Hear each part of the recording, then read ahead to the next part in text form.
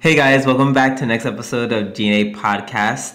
I am Marie's long lost flame, Jubidu. And I am the fourth series of Misaka, Sobroni.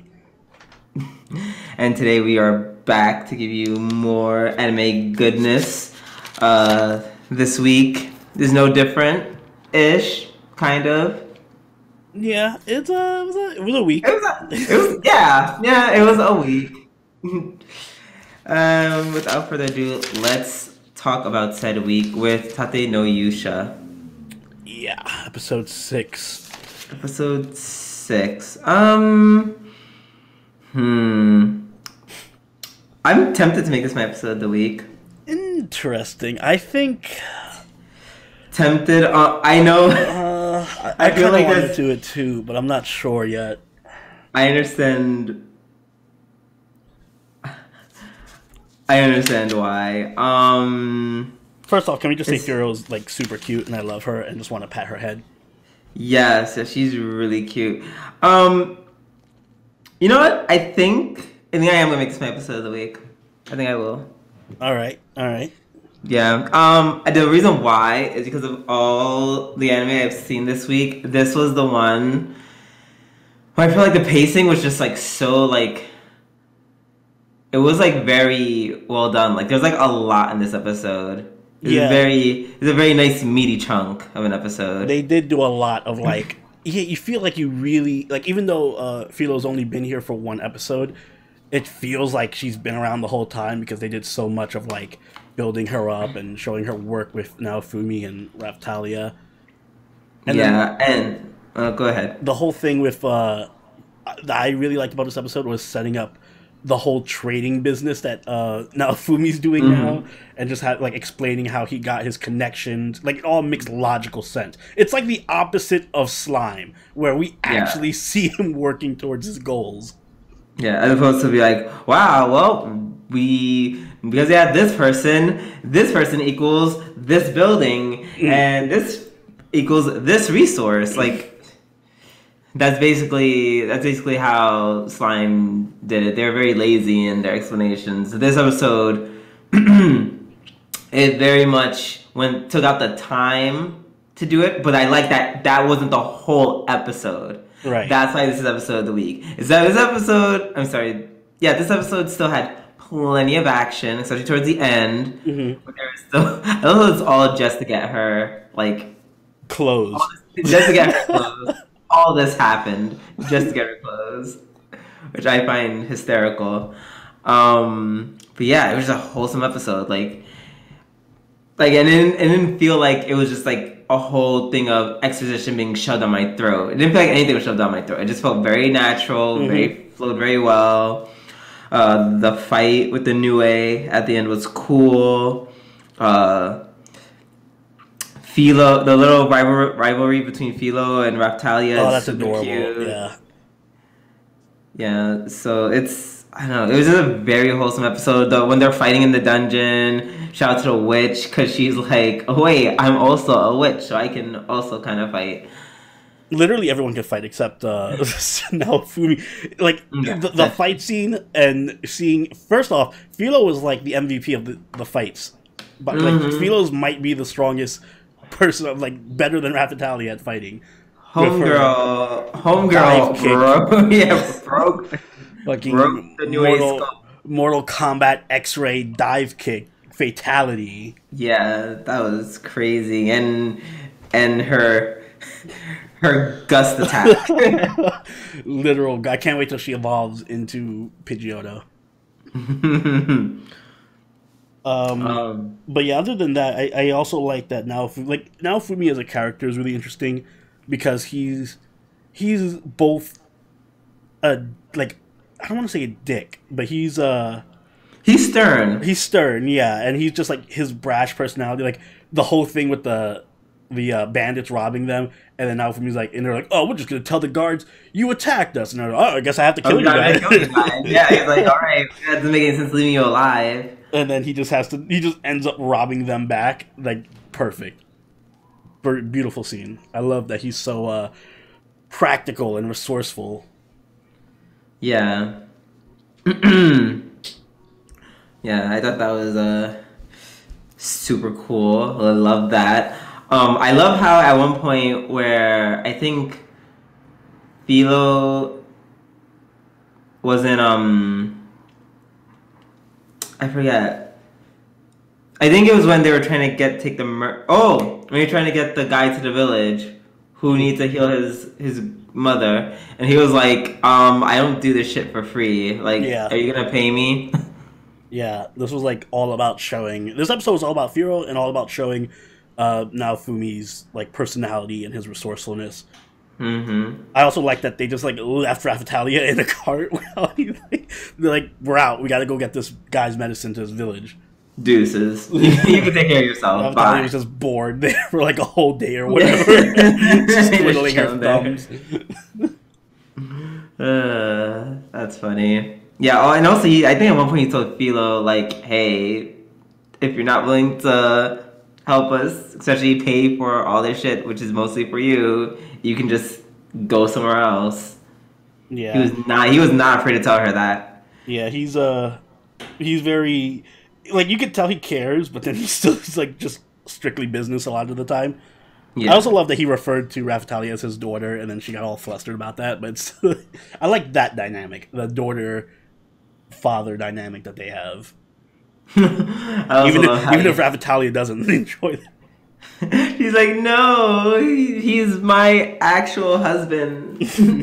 my husband master. I feel like that's a light novel in the works. Ugh. But yeah, we just got to see so much, and it was just a very well-rounded, wholesome episode. It was, for at least, with the exception of like maybe 1 or 2 episodes, I feel like the rest of this week wasn't nearly as strong as like this episode. Yeah, that's what I was going to touch on as we go through the week. There's a good few shows. I think literally the 3 that we're going to start off with are like the top shows, and then everything else was just kind of like meh. So with that said, let us move on to another top show of the week. And another contender for episode of the week for me, but not quite, Kaguya-sama, episode 6. I am surprised. Yeah, I was. I like this episode because it introduced like the new character, and it also like. I won't say it's like it also went back towards the maid again. I love Kaguya. Yes, oh my god. She's literally, I love how all my favorite characters, like, they don't include the main characters at all. I'm like, oh, there's Fujiwara, and there's what's her name? Which one? The maid? Yeah. I'm calling her the maid. It's like Hata Kaya or something. How did I not? Oh, Hayasaka. There we go. Hayasaka. Like, this is too many repetitive vowels. I am not remembering this name. Yeah, I love how Hayasaka. I love how she's like, "Oh my god, I'm a total like teenager. Oh my god, look at me go!" And then since they go, her Prasadas fades, and she's like, I was like trying to figure out which one is like the act and which one's her real personality, because she does both like perfectly well. Yeah. But I like the idea of just like her being like, when she's not a maid, she's just like a gyaru walking around being like, "Oh my god, girls, let's go shopping." Yeah, that's actually really cool. I think they're both equally part of who she is, because notice how like they explain to her like she doesn't really care about the love interest thing. She just wants to like put nails on her. Like she just wants to paint her nails. She just wants to make her fashionable and paint her nails. Like, I'm like, that's actually such a girl thing to do, and I love it. Mm-hmm. I liked, what was the new guy? It's I want to say Inigami? Ishigami. I know he's just going to be set up as the guy who just gets shit on or whatever, because he got shit on a lot this episode. But the whole first scene with Kaguya, like, the murder, like, she grabbed him from behind because he like started choking him.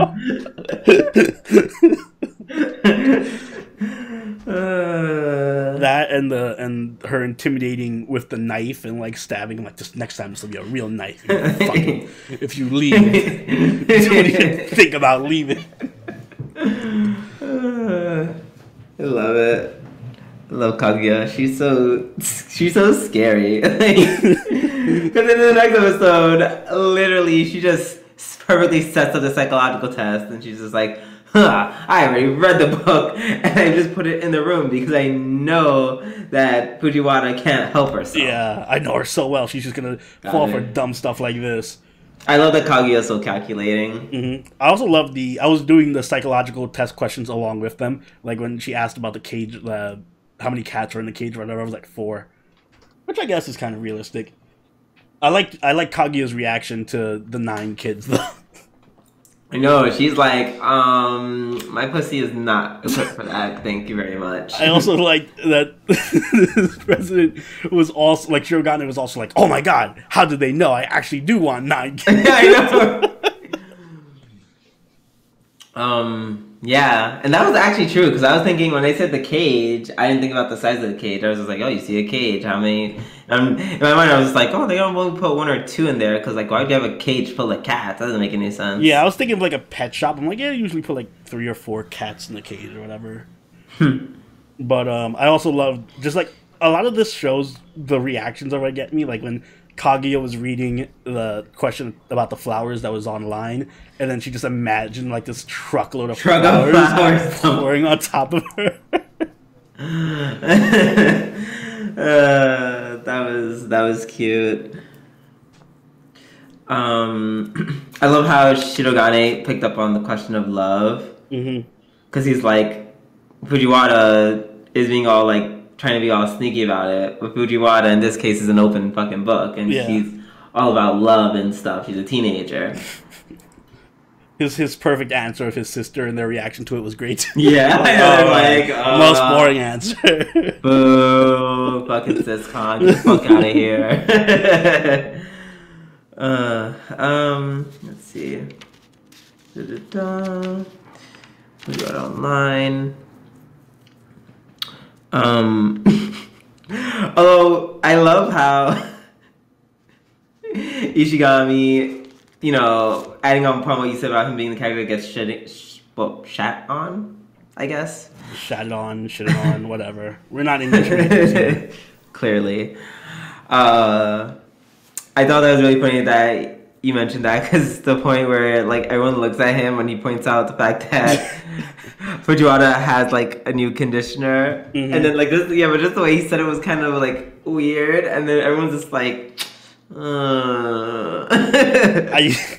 love that segment because it's like super relatable. Like, oh, do I compliment her or is that sexual harassment?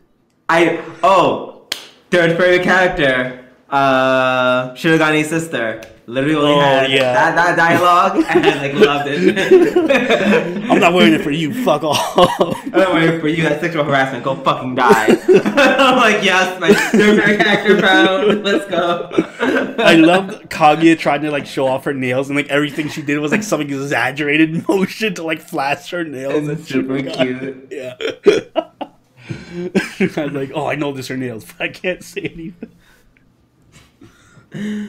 It's so funny because I'm thinking about her nails, and it's like I can't imagine the nails that she's wearing in real life. At least I can't imagine them well, because in my mind I just think about like them crazy like nails that you see, like, you know, more girls from the hood are just walking around with them. Yeah, long, I was literally thinking 3 inch, and it has like diamonds in it or whatever. Like struggling to eat chicken and shit.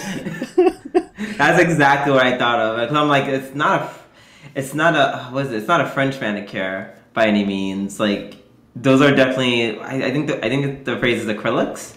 Yeah, I think it's acrylic.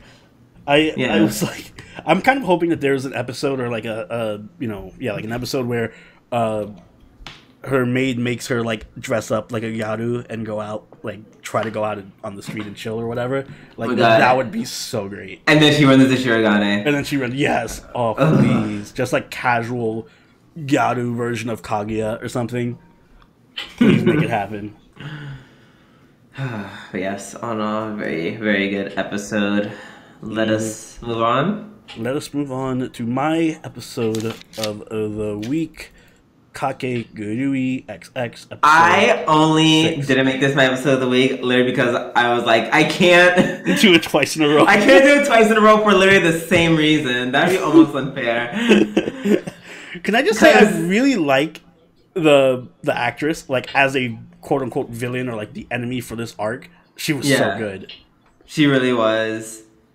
Because she was not. I can't even remember another character, but she's like the only one I think in the show who didn't cheat. Like she literally she wanted a fair match. Yeah. I don't know. It's weird. Like she bribed people to not cheat. I know. So she bribed people to not cheat. I'm like, is that cheating? No, bribing people to not? be fair is not cheating. I guess. Swing their opinions in one way or another. Yeah, swaying them from being cheating for the sake of Yumemi to being neutral. Yeah, the death macaroon. I'm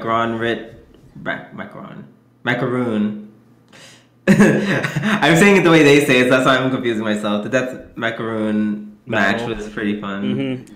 I love the little strategy Yumemi had of breaking her own fucking finger. Oh, well, I guess you're the only one who likes that, because I'm like, oh no. It was a good idea.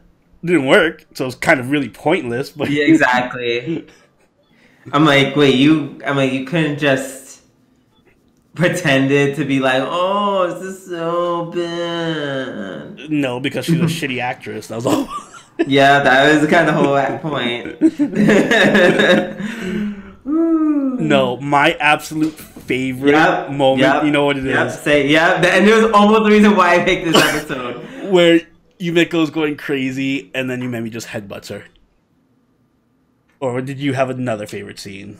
No, that was my favorite scene was like when you see her really freak out face. That top 3 freak out faces. Well, yeah, that's they literally changed the animation for her.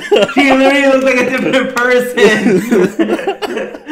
I was like, oh my god, they're going so crazy. And she just totally changes the way she's like, oh yeah. That was. I didn't even recognize her at that point. I was like, okay, you just did a new character walk.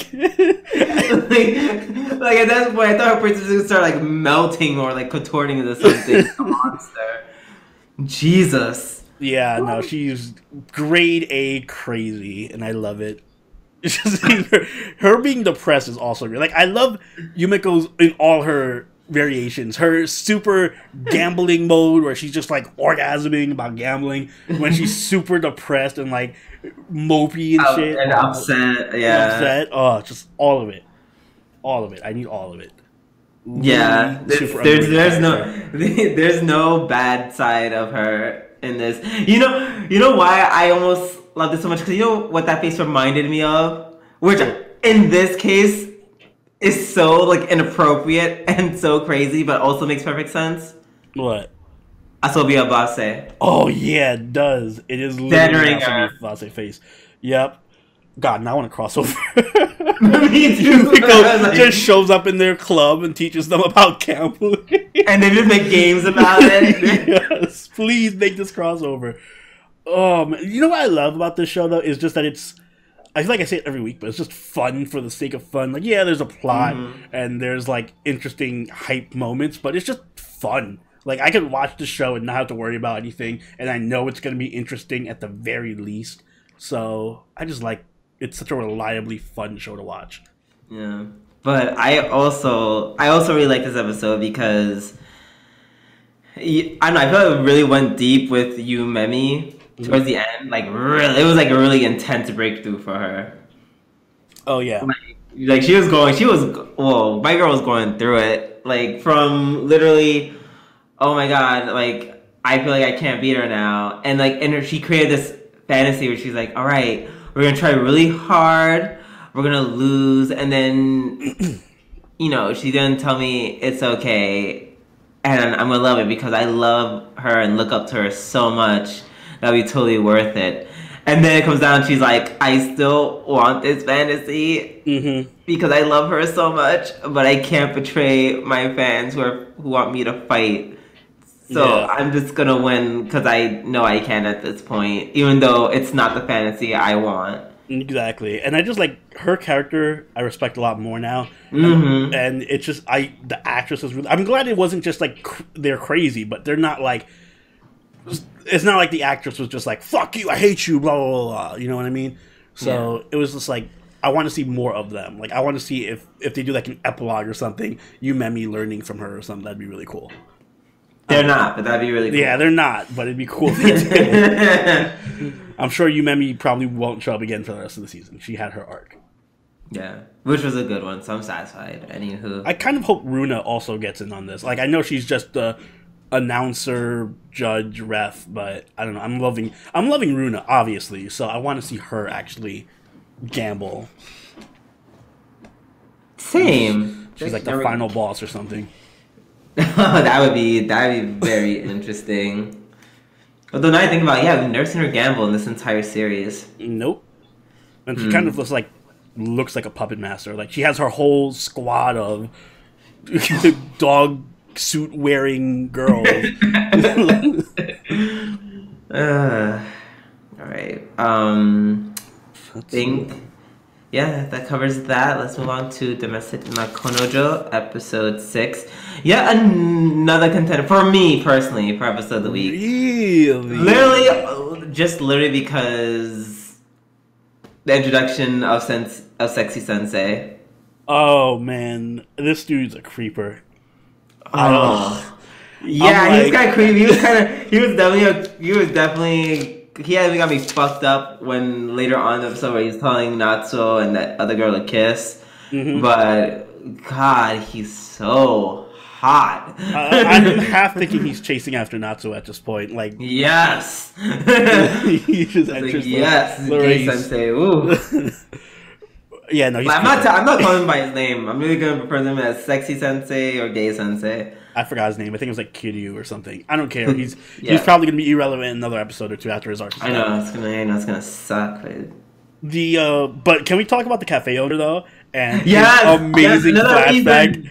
Oh my god, can that please be? I want to see that story. I want to see the story about him being Yakuza and falling in love with another Yakuza and being like a Romeo and Juliet type situation. Oh, so that sounds beautiful. So although I will say this much. His young face and the voice do not match up one bit. No, it did not. I didn't even realize. I thought he was like narrating it. You're narrating like a voiceover? Yeah. Like, he couldn't change his voice or something? I'm like, just give him facial hair. Jesus. Like, you don't just get facial hair when you're 30. Like... Yeah. Oh, God, that was great.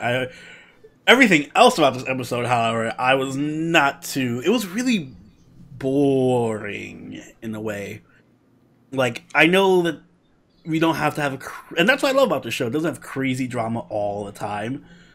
But I just felt like maybe it's the new girl, but yeah, they're trying to set up for a good thing between Ashihara and Rui and Natsuo love triangle. It was so slow paced because of her though. Like she had a lot of cute moments, like with them writing down their messages on a piece of paper because it's their library. But she was just kind of boring. Nowhere near as good as Momo. Sorry. Yeah, agreed. It's just, and I really hate the fact that they're gonna ruin Rui for me. Why? Cause you're gonna be like, oh my god, I actually realized that I actually love Natsuo. Oh, I'm like, why? They gave her so that standard, like, I have a burning in my heart, and I don't know why I can't sleep at night. God, what trash! Ew! No, go fucking away. Romance. No, she can do better than she can just do better than Natsuo. Period. Period. Natsuo. No, he's not. He's a cool guy. Okay. He also was cool again in this episode. He refused to kiss the other girl. Yeah, it's like, oh wow, well you could show the same restraint for your sister, but You know, I guess neither one's perfect. Fuck. Speaking of which, Hina made some moves at the end of the episode. Oh God! Don't remind me of that bitch. Oh, God damn it! Hey, remember how I broke up with Shu? You want to go on a date with me? Yeah, I was like, and then when she asked him out, I was like, fuck me. Like, the thirst. Rui, run away. Don't be wrapped up in this. You can do so much better than him. I kind of hope it doesn't take this like cliche route where Rui sees them on a date or something like that and gets all jealous or whatever. I don't know. Like, it teeters on being cliche and not being, and like being original. So I know. I'm like scared. I'm scared because if she falls into the trope, like her character's ruined. Like she's ruined for me. And I literally will have we will literally have a funeral for her on that episode when that happens. R.I.P. Rui's funeral or something. Requiem for a Rui. Requiem for a Rui. Ass to ass. Ass to ass. That's actually the finale. Domestic Not Kanojo. If you guys don't know what I'm talking about, good. Don't bother finding out. I'm going to leave it at that. I did love the scene with his friends, though, where they were like going to the clubs, and then they just bounce because they're done. And they bounce. We're done with the sports. Then some other dude was like, first of all, I like Natsuo's friends are like people who are like regular, quote unquote, regular teenagers. Mm-hmm. Like, what I imagine teenagers to be in real life. Like, some guy's like, oh yeah, I'm gonna get my girlfriend to cosplay as that. Da, da, da, da. Like, that seems more real as opposed to, like, in other animes where the friends tend to be, like, nerdy caricatures. Like, I mean, he does have a nerdy friend, too. Oh, but he's really cool, though, so it doesn't matter. Like, he does not count. He's actually really cool as shit. Like, I'm talking about one of those who are like, oh my god, I'm kind of a creep, or we're gonna obsess how we have no, experience with girls. Like, that's like such a overly done trope with like speak for yourself. I had a lot of friends in high school, and I would say that makes up the majority of people in high school, not these bro dudes. I feel like for every bro dude, there's like 10 just regular guys who are just like nerdy and into like whatever. First of all, we were friends with half of our friends are nerds, so that makes sense. Mm-hmm. But even just like based on the composition of the school, I feel like for every one bro guy, there was like at least 5 to 10 nerds. I mean, I guess I'm just saying it's a refreshing pace of change where they're just not all super sex obsessed. They're like one of the guys was like, yeah, I already fucked Momo. Like, what? What about her? Yeah. So that's how I feel about that. That was a good episode. Well, no, it wasn't. It was alright. It wasn't. It was okay. It was okay. It was okay. I liked it more because the new sensei is really just fucking hot. I think he's gonna carry it for you then. Yeah, basically. Like, wow, this episode really sucked, but at least the teacher was really. I just want to see Hina and Natsuo's date and see what happens between them and see how thirsty Hina is. I hope she doesn't try like fuck him on the first date. Imagine. I hope sexy sensei tries to make a move. Maybe both these things will happen next episode. We'll see. We'll see. Tune in next week to G&A podcast. But for now, let's move on to Boogiebop. Wada wada wada. Oh, I just skipped right over that. You always do that. No, it's not. This time it's not my fault. It's because of the new layout for any chart. You're right. It actually messed me up because I didn't see the green check dot. Mark that's like a green border. You need your fucking magnifying glass to see it. Yeah, right. Boogiebop wada wada wada wada. Episode Wanna Be My Lover. Episode 8. I mean, well, stuff's happening now. Yeah, we had action. I hope you're happy. Like this, like it's all happening. It is going down. There was action. There was a lot of fighting in the. I'm just gonna accept that this dude's like a fucking kung fu master, and obviously Nagi's even better. So that was great. Wasn't those great fight scenes though? They were. Like, I take back what I said about them fighting. Yes, only that one fight scene in like episode 3 or 4 was the animation was very fluid for like the horrible. combo punches and stuff. Yeah. I love that the girl got beat up. Like half this episode was just her getting beat up in the hallway. Oh, which one? Kinohara? Yeah, Kinohara. Like first, the guy beat her up. Then Nagi came up and beat her up. Like it was, it was just like a beatdown for half the episode. Nagi literally just pistol whips the shot at her. That was great. As far as the whole Imaginator thing, I'm less interested in Imaginator than I was in the enemy of the first arc, the whole Manticore. Because I just feel like Imaginator is a boring... I know he's supposed to be, but he's such a boring character. I hate these types of characters who are just like wordy and just talk about philosophy all the fucking time and just speak vaguely and have no emotions. It's just a personal taste thing. So every time he's on screen, I'm just like bored out of my mind. I mean, I understand where you're coming from. My gripe with him is not that he's like a boring talky character. It's just that I don't know, what he wants to do more or less has already been done. Like it's not very original like plot for villain to have or end goal for a villain. Like, oh, I more or less want to submit the whole world to be a bunch of happy goop-filled idiots. I'm like, okay, you and everyone else. Yeah. That was literally the plot of Naruto, more or less. Also Evangelion. Although, to be fair, I think Boogiebop predates a lot of this stuff. But, because I think the novels were in the 90s. Maybe. I don't know. Somebody correct me in the comments. Yeah. But still, that doesn't mean we can't criticize it, because it's, by today's standards, a very, like, worn and tired motivation for a villain to have. Like, I'm actually not evil. I just have a really, you know, super utilitarian way of trying to fix society. But then I'm evil because that way also includes murder. Mm-hmm. And of course, Orihara, it happens to be this... I'm trying not to call it miracle seed. Mm-hmm. She has the miracle seed. I know. Her grass moves are... She has the strongest fucking razor leaf. Her grass attacks are increased by 1.1. But yeah. I'm just very... Like, this is a plot I've seen, but... I like that everything is coming to a head. I like that next episode is going to be the last episode. You said that like at least 2 weeks in a row. I know. I feel like I know. I'm surprised this arc took longer, but they kept adding more stuff. I'm like, why? Well, I can agree with that because Spooky E's out of the picture now because he like offed himself. Also, that was a bullshit way to do. I can just take away your will to fight. Oh, okay, that's cool. Cool story. I wanted an actual fight scene, but whatever. Yeah, me too. But it makes sense given his ability. Mm-hmm. So I understand that. Hey, maybe we'll actually get to see Boogiebop in her own show now.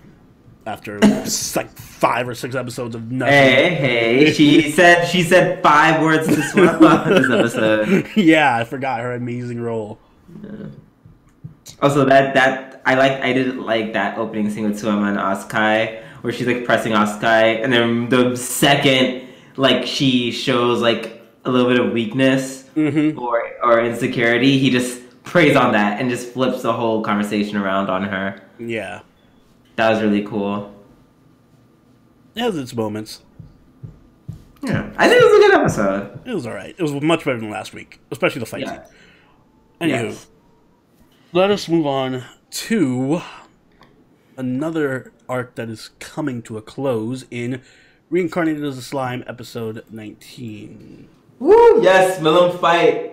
Lemon fought, I should say. Yes, no Misaka syndrome. Good. I'm glad that Milim... I'm conflicted, because I'm glad Milim got to fight, and I'm glad I called that she would one-shot him. But at the same time, she literally just one-shot the... like, come on. Quite literally. Literally just one-shot him. I felt like this whole thing was just building up to that. Like, I felt like these past 3 to 4 episodes were building up to a joke where Milim just shows up and one-shots the giant flying narwhal thing. So I don't know how to feel about that. I feel like this could have used the index treatment. Like they could have put the index thing here where they're like speeding, then like cover this whole thing in 2 or 3 episodes. But this episode itself, I liked because it had the fight scenes. You know, this is where the show strives in its action scenes and its characters being awesome and badass. Shion and Ranga, like, tag team combo. Yeah. Even seeing Rimuru fight, all that stuff. I like the little thing where he had a little back and forth with the quote-unquote great sage. Mm-hmm. That was a great scene.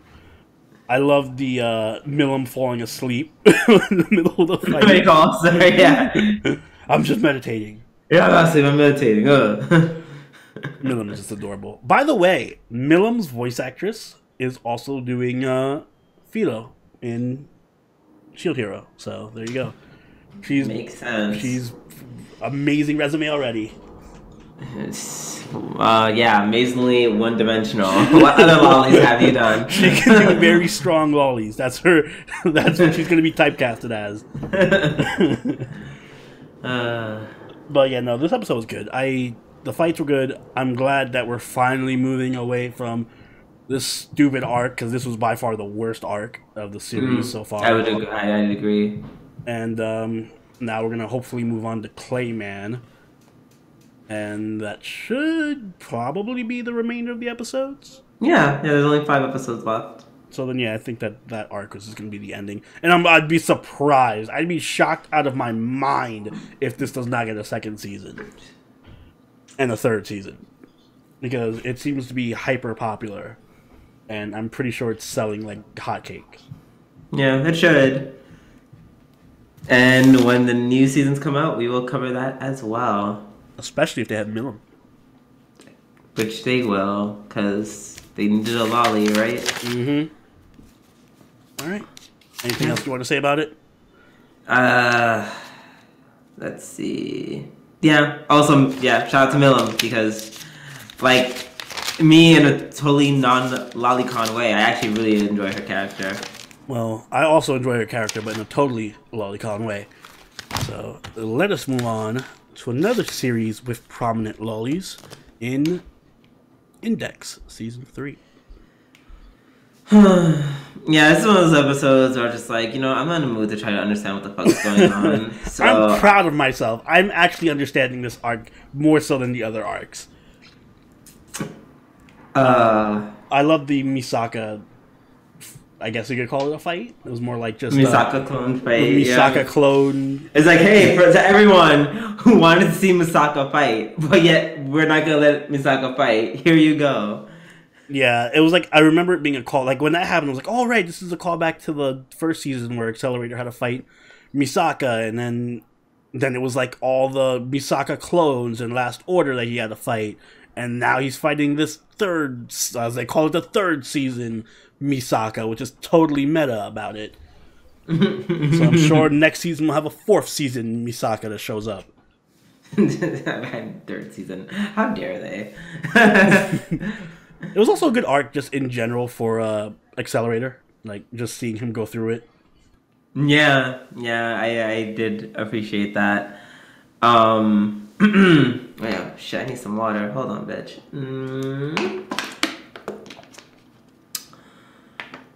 Yeah, seeing him going crazy because it's like now he's being forced to kill yet another Misaka. Kill another Misaka, even though they had a whole series to him not doing that. I was actually kind of they did a good job of that scene because I was actually a bit disturbing. Disturbing. Yeah,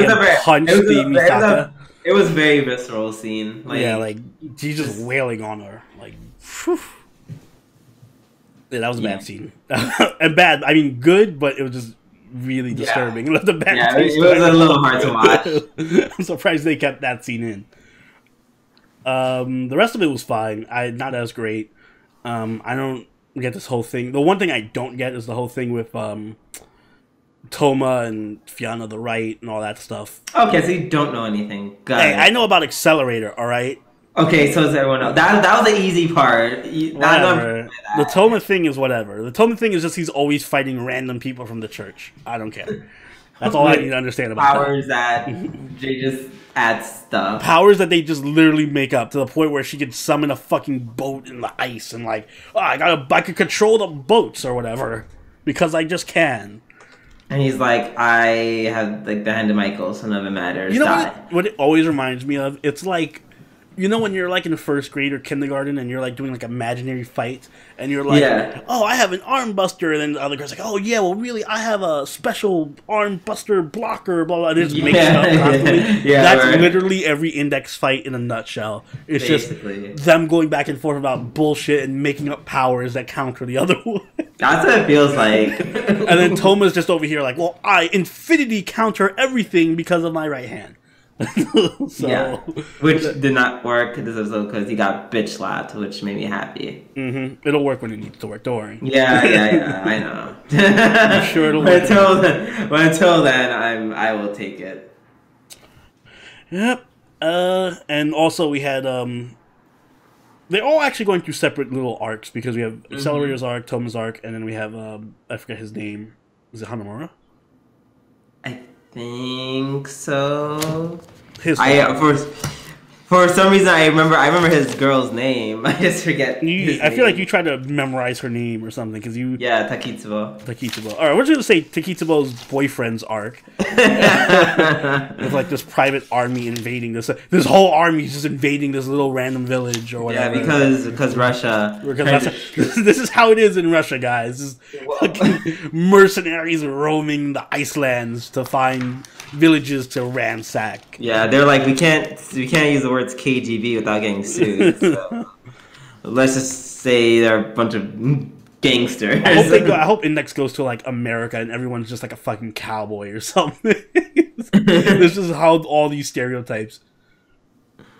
But yeah. I think that about is all we have to say about Index. So, with that out of the way, I just want to say thank you guys so much for watching this podcast or listening to this podcast. And if you did enjoy it, make sure you hit that like button and subscribe so you can be up to date weekly with our weekly podcast. Also, make sure you follow us on Twitter, follow us on Twitch, and join the party over at our Discord. And if you want to go the extra mile, you can donate to us on Patreon like all these lovely people up here. And Drew, do you have anything you would like to add? Oni. Yes. Did you notice in Kaguya-sama, for just literally one scene, they made Fujiwara CGI again? I didn't notice that because I remember you mentioned it last week, so I was looking for something like that. And yes, it was the scene where she was talking about the cage and all that stuff, right? Yeah. Yep, I noticed it.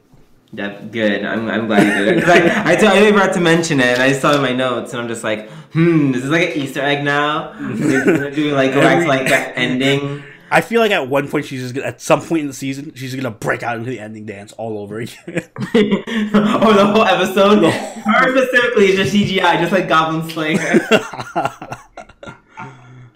And on that note, this has been Soberoni and Dooby-doo. And we'll catch you guys next week. Later. Bye.